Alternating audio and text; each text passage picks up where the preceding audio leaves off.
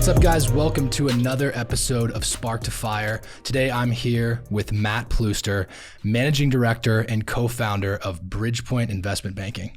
Dude, thank you for coming on today. Thanks, man. Good to see you. This is going to be awesome. I'm really excited about this one and have a lot of fun questions to ask you. So I usually start things off, kind of try and get your origin story. So talk about what it was like, where you grew up, kind of who you were as a kid. Yeah, so appreciate it. I'm the Nebraska boomerang guy. So grew up in the booming metropolis of Malcolm, Nebraska. Big city. I still go by the 2000 census, not the 2010. So 372 people. Okay. Outside of Lincoln, small farming community. Usually win the who's rednecker than who game. Most people talk about stoplights and stop signs. We don't have any of those, but it's also a gravel main street that usually wins the game. Yeah. So great experience. Grew up in Nebraska, small town in the 80s, kind of during the farm crisis, et cetera. Really thankful for that experience. Most of my best friends are normal, everyday working people, no different than us. Went to Elkhorn Mount Michael up in Omaha. I was the Protestant small town kid with all the Omaha Catholic school folks, but great experience there. I was a typical over-eager academic kid that wanted to go to Harvard, and at the end of high school, got into Harvard, full ride, was going to play football. I'd been at an all-boys boarding school for 4 years, and I thought Nebraska football sounded like a pretty good way probably to get some dates. And so made the brilliant 18-year-old decision of turning down Harvard to walk on at Nebraska. A full ride to Harvard. Yeah, sounds great, except for the first practice I realized I was too slow and too short to ever play a lot of downs. So this was back when in the 90s when Nebraska was blowing people out, and so played in a couple games, mop-up minutes, but was at Nebraska for 2 years. I was actually pre-dent. My dad was a dentist here in Lincoln. My parents had met in the 60s at UNL, two small town people from opposite ends of the state, and had never left. So grew up in the Lincoln area. And I looked around after 2 years and I was like, I went from 13th to 8th on the wingback depth chart. And I'm not that good at O-chemistry, and I'm not really sure I want to be a dentist. Right. What am I doing here? A lot of questions. So I had a family friend and a well-known guy in Nebraska say, shoot, you should be an investment banker. They make a bunch of money and don't have to do much. And I thought, boy, that sounds a lot better than working in people's mouths all day. And I kind of wanted to blaze my own trail too. I didn't necessarily want to be Dr. Plooster number 2, have all the respect for my father in the world, but he built his own business, and I kind of wanted to do the same. And so I thought, well, I'll go to Wall Street. It was the 1%er job, right? I mean, right. Maybe now that's Silicon Valley, but back then it was, boy, if you get an investment banking job, you were one of the top 10 kids at Princeton, Harvard, et cetera. Yeah, which now it's like kind of like entrepreneurial. So it's yeah. Oh, well, you have a startup software and you raised, startup, right? software SaaS product. Yeah, that would SaaS be product. how do I make a unicorn and be a billionaire at 28? Literally Snapchat, like Twitter. Right? Exactly. So that didn't exist, right? We're dinosaurs. We didn't have cell phones. And so transferred. I walked in and told Coach Solich that I was going to quit football and transfer back to Harvard. And did my official visit and everything, dropped classes at Nebraska, and rightfully, as I probably rightfully deserved, Harvard didn't let me in the second time after I'd already kind of quit life, right, at the University of Nebraska. Transferred to the University of Chicago, great academic school, probably the top econ program in America, if not the world.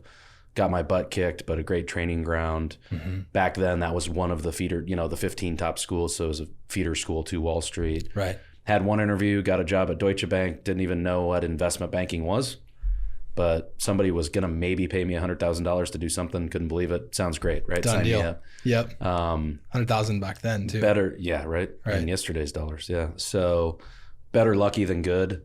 Had a great experience. Usually that's kind of a 2-year gig, because they churn and burn you. I think I shared this the other night, 114 hours my first week, which is all of the hours in the day. But that wasn't just that week. You were on a consistent basis all doing 100-hour weeks. Yeah, and 100-hour weeks. We had this is kind of coming out of the 99 to 2001 .com bust, where they'd fired everybody on Wall Street, but they were getting really busy again. So really got our tails kicked.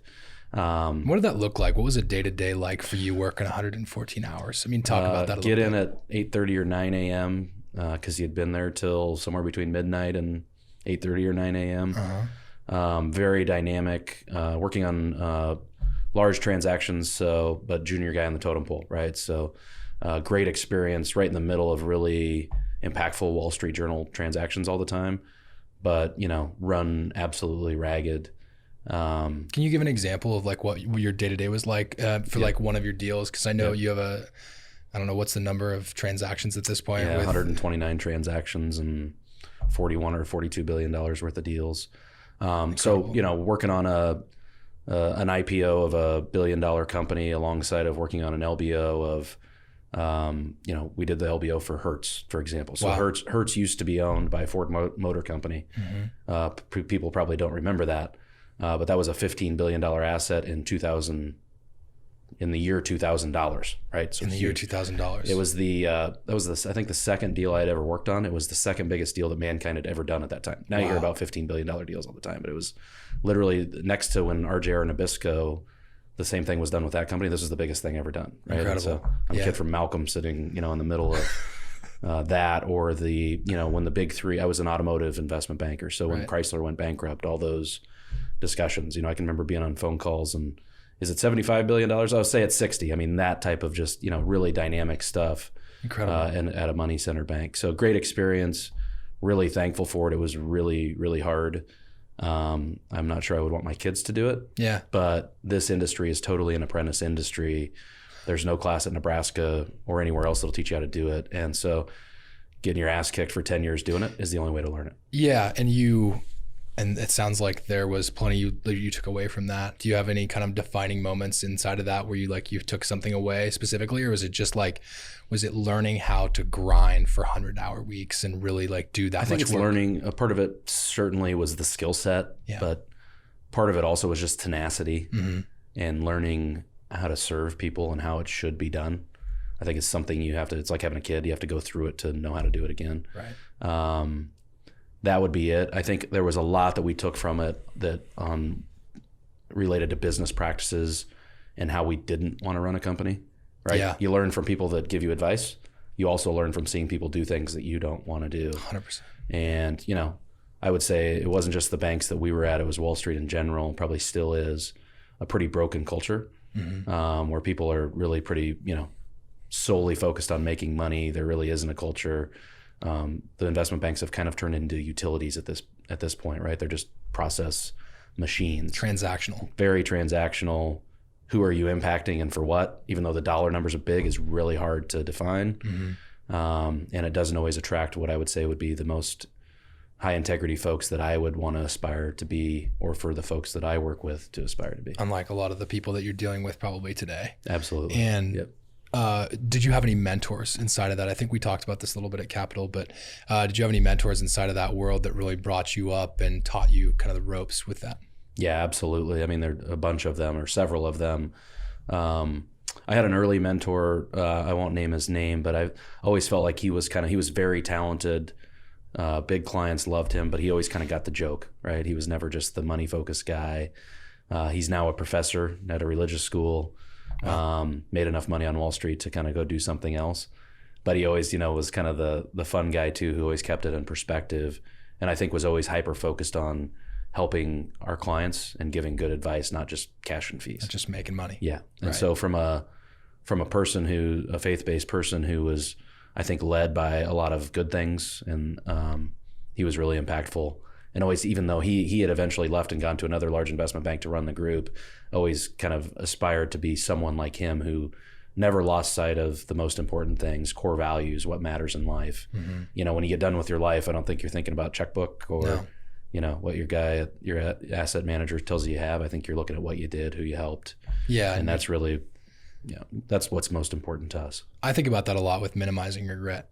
Yep. Regret is one of the things that I think, or minimizing regret, drives me a lot to make those sort of decisions, long-term investments with people instead of just the short-term profit, right. Especially in such a small town like Lincoln. Absolutely. I mean, you can't get hurt or, defensive over one deal that didn't go through, because there's a really good chance you're going to do potentially 10 more deals with that person if you do things right. Right. And I'm sure you guys see a lot of that too, because just because and we'll get into more of your career now, but I want to kind of go back to that a little bit.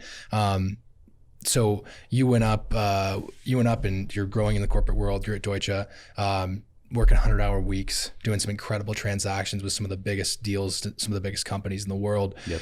What was one of your biggest failures when you were there? Do you have any failure you can look back on where you really learned something that you can talk about? If you can, understand.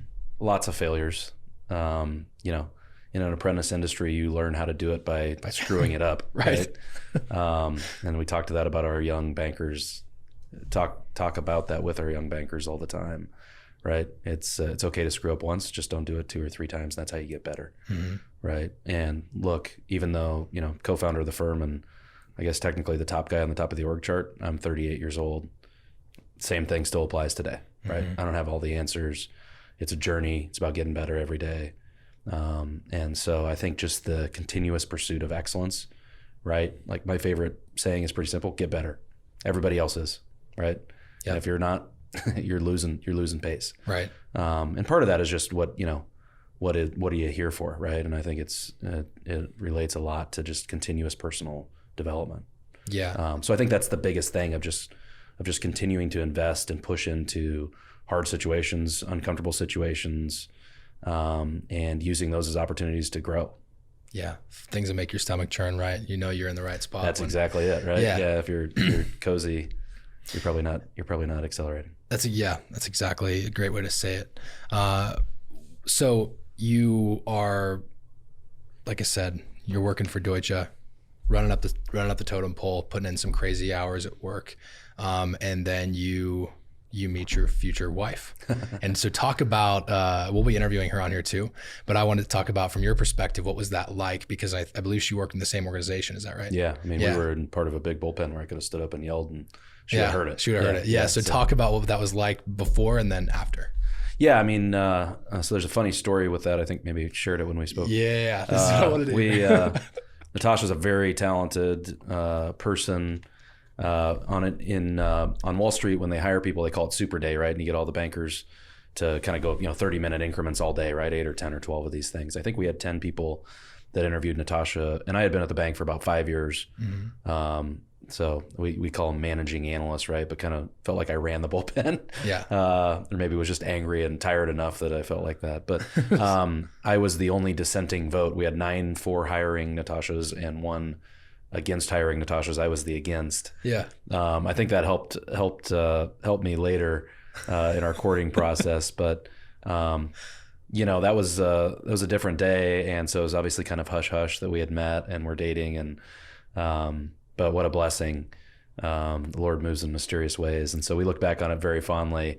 But it was interesting, meeting in an environment like that where you never really left the office. Seems like ancient history, seems like 3 lifetimes ago now, but we still chuckle about those days and all the funny things that happen. I think what does that mean for us today? It's very impactful. We're in an industry where, you're kind of always on. It's very dynamic, fast paced. And I think it's provided us a real blessing to have an understanding in the workplace, her appreciating what I do and vice versa, that otherwise would be really tough, and the value systems would be much more different, right? Yeah, so, and imagine communication and the work work that you do now.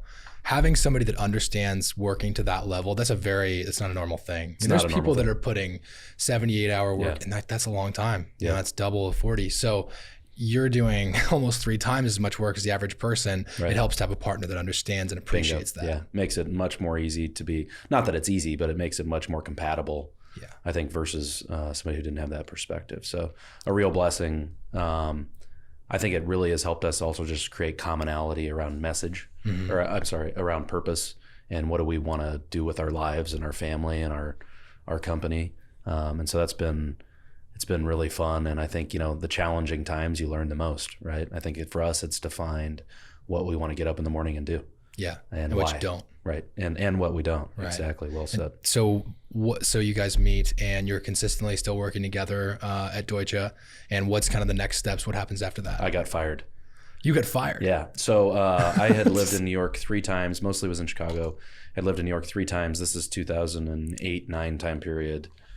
Something like 2/3 of the office had already been fired. Right. I mean, Wall Street was a mess. It was really, it was basically in meltdown mode, and all of our friends had been let go. And they had asked me to move to New York, and my group was moving, and I told them that I wouldn't move, knowing what that would mean. But I loved living in New York at 22. Didn't love it at 30, and you couldn't have probably paid me enough. We were at the point then where we thought we were probably going to get married and have a family. And realistically, I had always wanted to be back in Nebraska. I was always a Nebraska yokel at heart, and I wanted to raise a family here. Was not super stoked to raise a family in New York City. Right. And so for us, it was pretty clear that we were moving. We were not going to move in the New York direction. And so I actually got fired from Deutsche Bank. I was, to tell you the turnover on Wall Street, I think there were about 35 bankers in the Chicago Deutsche office, and I was second in tenure after 6 years. That's the amount of turnover, right? So basically everybody, 1 or 2 years. You also got let go. So yeah, Natasha didn't. I did.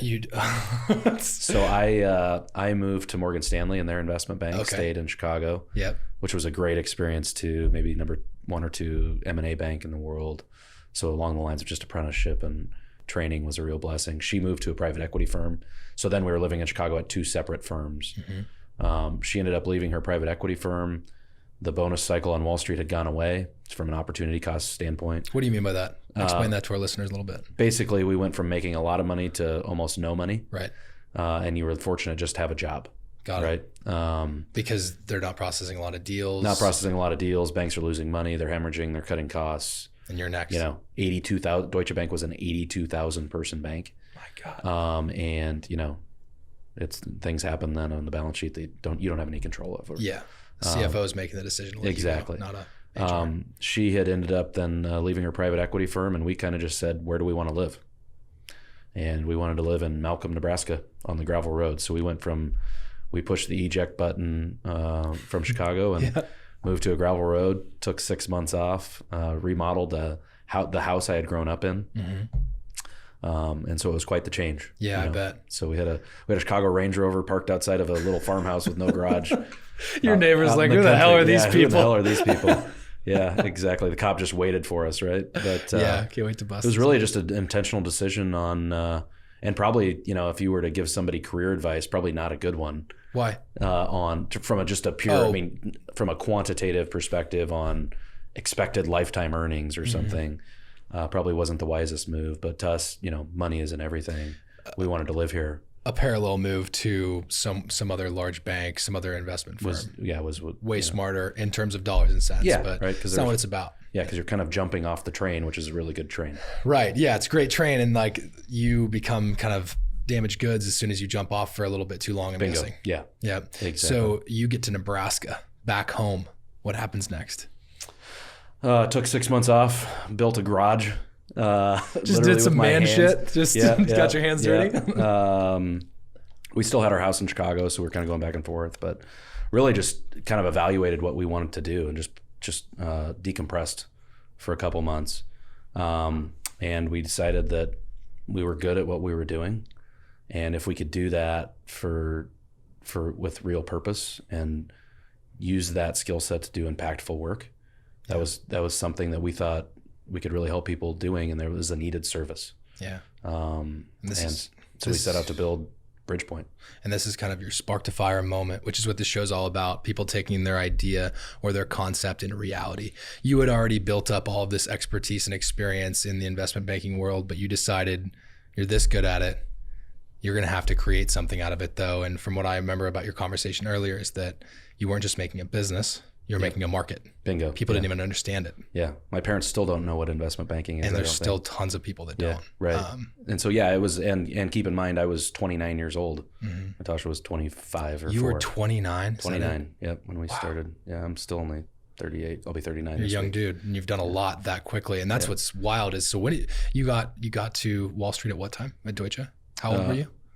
How old was I? Yeah, Deutsche. 22. Yeah. My God. Yeah. 22 years old working that. Man, that's crazy. Yeah, it's crazy. Well, you're set up for a lot of success there. I'd say like that's a big deal though, to have that sort of experience under your belt. Yeah. Like it's got to feel good knowing that you can hit that next gear if you need to. Yeah, I think You so. don't, you don't constantly have to tap into it, Yeah. but it's got to feel good knowing that like, look, like overall, I used to work way harder than this. I can easily take on, a 60, 70 hour week is nothing. You don't even think about it. No. And that's when it becomes fun, right? And it is fun. I think that's the point, right? Is we are very mission based in our business. So for us, it's really not work. Yeah. I mean, for us, it's a family. Our people are family and very passionate about the impact we make with our services. And so for us, it's not work. I don't think of it. I don't ever say I'm going to work. No. Yeah. Talk about what it's like now, having your past experiences at Deutsche and moving that forward with your core values of Nebraska and building a Nebraska-based business, because basically what I understand is you took all this experience, but then you wanted none of the bullshit that came along with it. You wanted all the great things that came along with it. Bingo. Because at the end of the day, you're facilitating a really useful service. Otherwise, people wouldn't pay for it. Bingo. So you wanted to build a company that actually had real core values and stood for them, and that you could actually enforce and grow and fire and hire based upon, right? Bingo. Yeah, that's all we talk about. We don't talk about fees. We don't talk about money and P&L. They're, don't get me wrong, they're business realities. Yeah. We're 30 somethings that own a business, and we're not trust fund babies. So you have to make money to pay your people and take care of your people, which is our passion, and taking care of our clients. But for us, it's more about, every conversation is about core values. It's about integrity. It's about dad advice. If your dad was a client, and you were giving your dad advice, is that the same advice? Better be, or you better not give it. You better not give advice because of fee. In fact, the opposite. We get really excited when we tell somebody not to do a deal that's a great deal. Does that cost us money? Yeah. Does that come out in the wash in the end? We think so. More importantly, someday they're all going to bury us, and money is just kind of moving between hands in our opinion. And so for us, it's all purpose, impact, no different than even the clients we take on, right? Are these good people that are going to impact other people that we can really help, right? That's all we talk about. And I believe you actually coined a term. Is it impact? Help me understand what the impact investment banking. Impact investment. So banking. It's exactly what you just described, which is using the investment banking skill set for positive impact, right?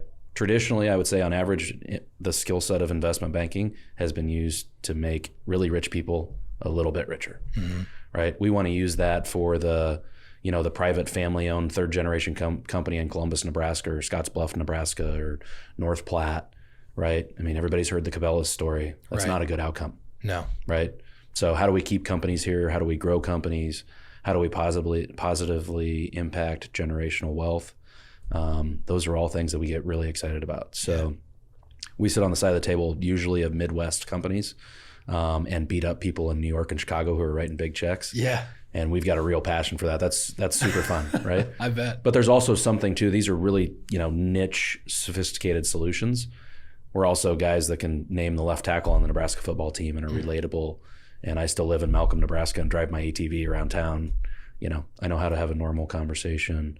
And I think those are all really important things that make a difference in what we're able to accomplish. That has to make you so relatable to people. I would think, that last statement. I mean, being able to walk into, a business owner at Scottsbluff, Nebraska that goes hunting on the weekends. You're like, oh yeah, well, I have that ATV too. Yeah. It's great. I traded the Range Rover for an F-150, and I'm an F-150 guy for life. So that's fantastic. Absolutely. Yeah. What's different about the Matt from 10 or even 15 years ago?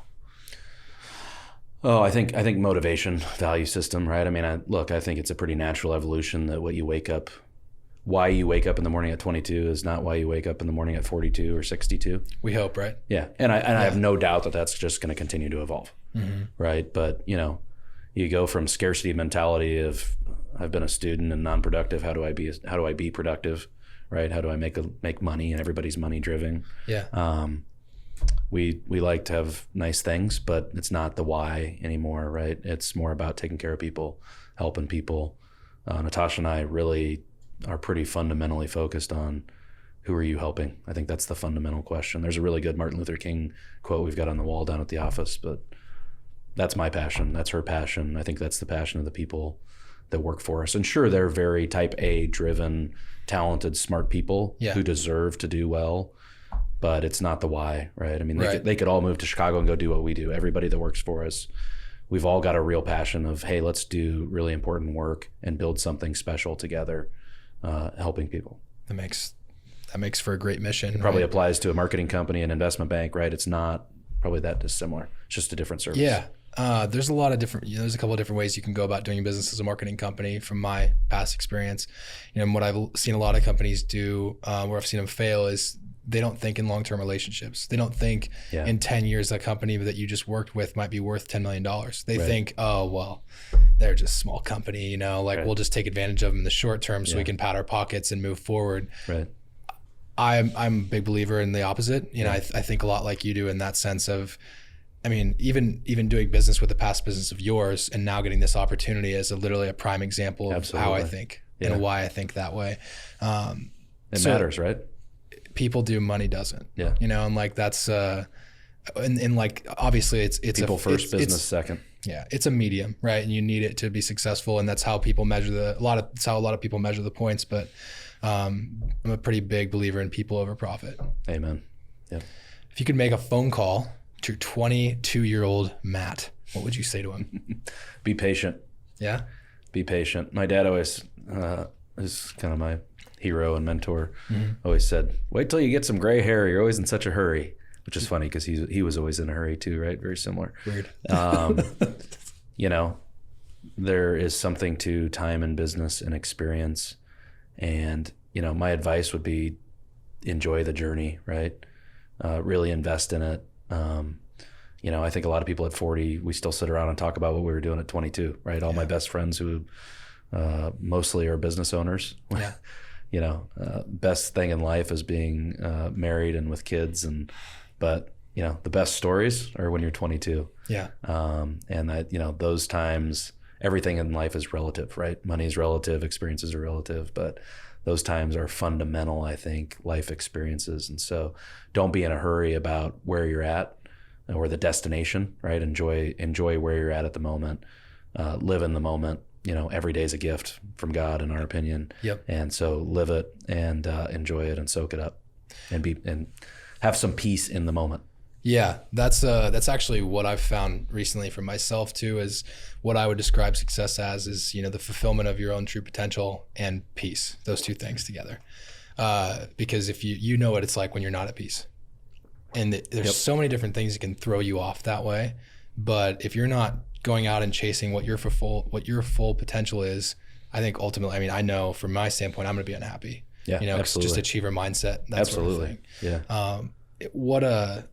What advice do you have to people that are getting started in entrepreneurship? Anybody that, wants to go out and build something, be it in investment banking, or if they want to just go out in the world and start their own thing. You've dealt with a lot of business owners. Yeah. You've seen a lot of people fail. Yeah. Seen a lot of people be really successful. What's some commonalities you've seen of the successful people you've worked with? Perseverance, right? My first advice would be just do it, right? I think it's really hard to take that leap for most people. Yeah. My dad gave that to one of my closest, probably my best buddy, who's a business owner.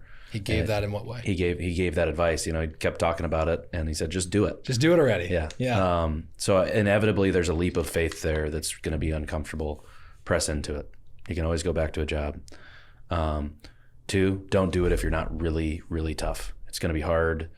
I wouldn't trade it for the world, but it's way harder than I ever could have imagined. And you're not gonna be able to appreciate that until you go through it. It's like having a baby. I was just gonna equate it to kids. It's exactly that. Yeah. My dad had a good saying about that.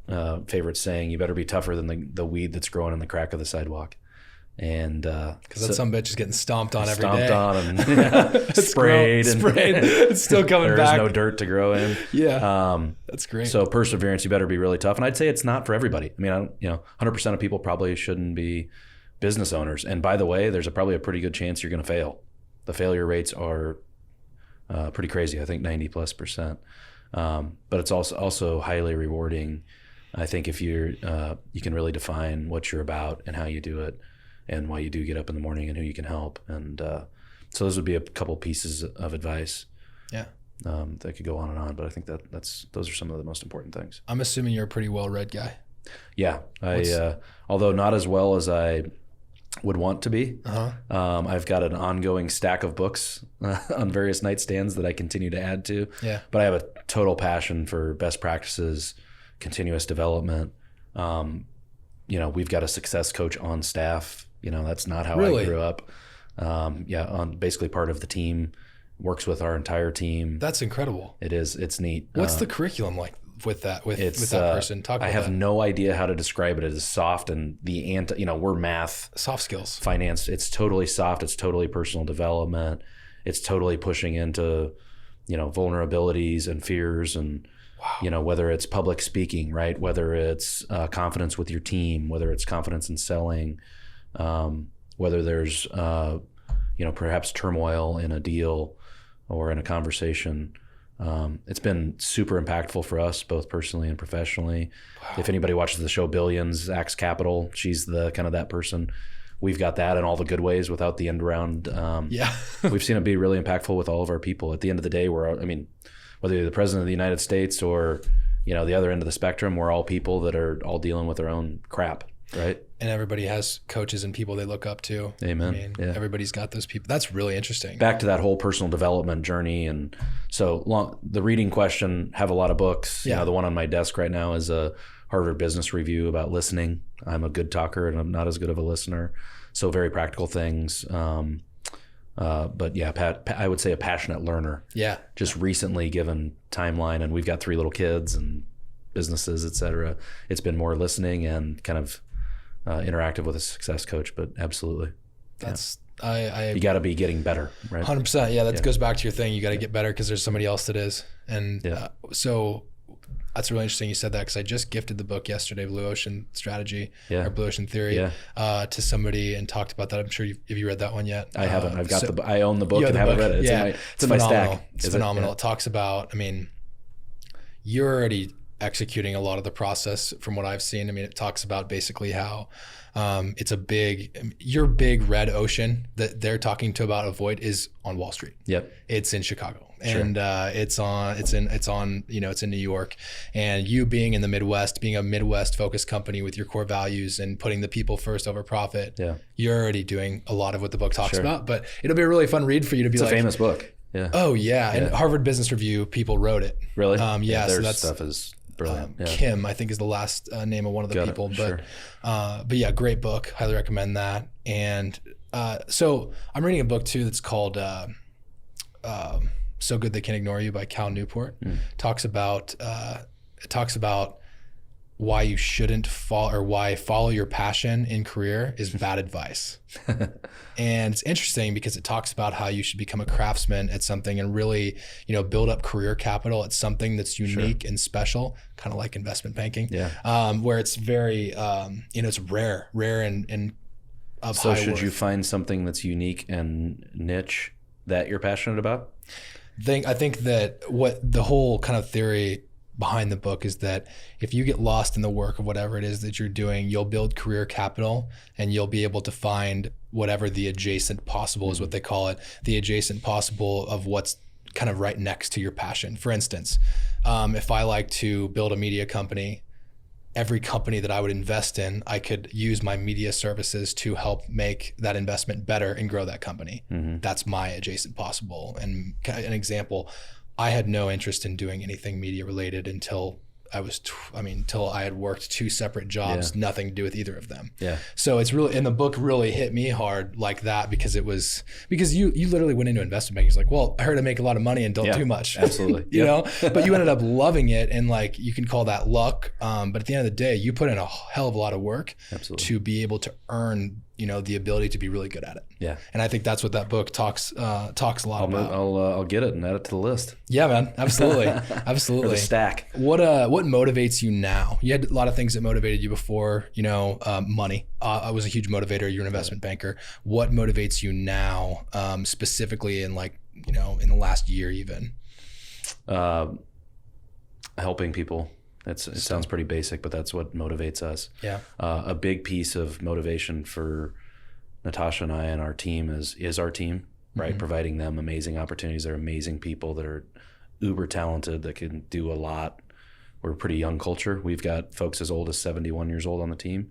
We've got a lot of 20 and 30 somethings though as well. Yeah. And providing them the platform that I wish we would have had to be just as good, just as excellent, but use that for, the do more good movement, if you will. Yes. For impact and helping people I am super passionate. I mean, I'll tear up here if I keep talking about it, but we love our team so much. It's a family. And allowing those 20 people and growing and adding people to that mix to do more good and to help people. That's what really fires us up, right? So that's one. Two is our clients. These are important. I mean, each one of our clients is much bigger than us, right? They employ hundreds of people, if not thousands. Right. I mean, we don't take it lightly that the transactions that we execute for folks and the solutions we bring to bear are going to literally impact, I don't know if the average is 1,000 people, right? Thousands. But a lot, right? People that are employed, their families, how they provide for their families, talk about ripple effect, right? Mm-hmm. And the last piece is really community-based. I think one of the things that Natasha and I are most proud of with Bridgepoint Investment Banking is our giving program. But it's not our giving out of corporate profit. That's easy. We do employee-sponsored giving as well, where, it may or may not be something we even agree with, right? But the folks on our team are directing funds, which obviously they're helping produce in the first place, and talking about what they care about, what causes their passion about, who they can help, right? So we had a 26-year-old, one of our rock stars, come in and say, that was really cool. My wife and I had to have the conversation about, what charities we're passionate about, where do we want to be involved. I wasn't thinking about that at 25 years old, right? It wasn't on our radar. You're also not empowered to, because you have to kind of scrap at those times to kind of make money. And what you're doing is you're giving them the ability to say, look, we're going to cover this, but it has to go to something that really matters to you, and you have to see the impact of it. Exactly. And I think that's really smart. I think makes so much sense. That paired with the personal development coach, I think that is the future of where things are going. Absolutely. It's so tied to success and health and wellness, and it's not just, we have a wellness coordinator and we have HR. It's like, no, that person needs to be hardcore focused. Has to be real, right? Has to be authentic and intentional. Yes. Focused on the actual success of the individual. And if the individual leaves Bridgepoint, that person has to just know that, we're here to make you better while you're here. Absolutely. And we think about that in the same exact right. What do you, what's going to be your legacy? Do you think about your legacy at all? No. I think only the Lord knows, buddy. Yep. That's right. Yeah. And I believe that. I think you have, you're living what you want to be remembered by, helping people in the community, and, just trying to do the best you can. One of my, probably my best buddy the other day, maybe a month ago, asked me do you think you've created anything of lasting impact? Great question, right? I mean, the reality is probably not, right? In the broad spectrum of the universe. And, so I think a lot of peace on just what, where you're at, right? Don't get me wrong. I'm the most aggressive type A+ person ever that, loves growth. And that's really, that's what we focus on a lot. But I think you have to have peace in kind of the journey and where you're at, and kind of that just day-to-day getting better, right? Certainly very strategic, but if you're sitting there thinking about what your legacy is going to be, I'd say that energy is better spent on how are you getting better at something and improving. Good answer. It's a really good answer. So that being said, when I've talked to successful people that have, quote, made it, they don't necessarily have to work anymore. They're covered to an extent, right? I talked to them and they had their days when they were really aggressive. They were gunning, they were getting after it.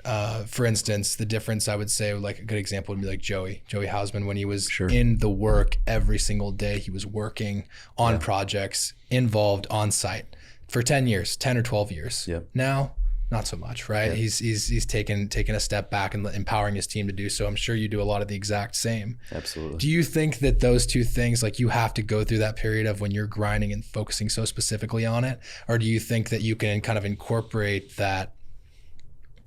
Because did you have this much peace when you were 22? No, absolutely not. Because I doubt it. Yeah, my question is can you actually have that when you're younger, or do you think that you need to go through that stuff first and then find it later? It's a hard question. That is a hard question. I don't know that I have the answer. Yeah. Here's maybe this is a personality flaw. I'm not sure. I do very little.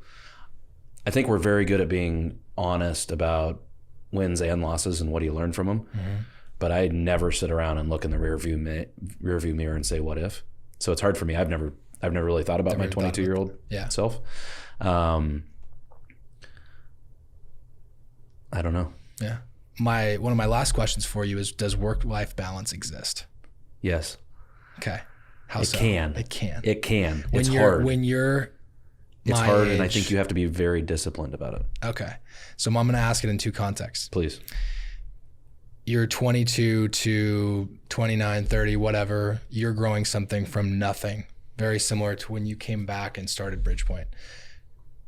You don't have, like necessarily have a wife and kids yet, kind of if you're in my shoes. Yeah. Does work-life balance exist for you at that time? Would I want it to, or should it? Should it? I don't necessarily think so. It's probably not a popular opinion, but I think you shouldn't have to apologize about working your ass off. I'm right there. I'm a big believer in grind. Like, we've defined ourselves as an investment bank where work-life balance does exist because we want that for our people. We want our people to be good people first, and good investment bankers second or third or fourth. Right. So I think it takes discipline to be able to do that. But I also think, nobody should have to apologize for working hard, the American dream. I mean, I'm still a big believer in, work your tail off and you'll see the fruit of it, right? And I believe that equation still works. I'm a big believer in that. Yeah. So I don't think you have to apologize about being your 20s and 30s being about working. Yeah. That should never be your purpose, however. But to your point about investing in yourself and getting better, I think, you got to put in the work. If anybody's going to tell you that you don't have to put in the work and it's going to be, you do a half-assed job and you're going to be the best at something, they're lying to you. Right. Yeah. It's going to take the actual human investment, human capital to actually make it happen. Absolutely. I'm a big believer in that, but I have caught, some flack from the standpoint of like, oh, well, do you have a life? Do you, you're working really hard. You're working all these weekends. You're working all these late hours. And it's like, I can't not, and I enjoy it. You're passionate about it. I'm passionate about it. I enjoy it. It's something that I want to see the fruit of in 10 years, in 20 years. So I'm right there with you. And it's cool to, get some validation from that standpoint, sitting across from somebody that I would see is very successful with what you've been able to accomplish. And we get to interview a ton of successful people on this show too. And I ask them all the same question. And it's, what do they say? A lot of them are swaying hard toward the same direction we are, in the sense that you're going to have to grind when you're younger, and work-life balance will come. And what I think Paul Jarrett said this is like, it comes when you need it to. Like, you'll know. I believe that. You'll know when it's time to do it. Absolutely believe that. Yeah. When don't tell Paul I agreed with him. Right. We will tell him. But as far as, you'll have the opportunity to live in the extremes.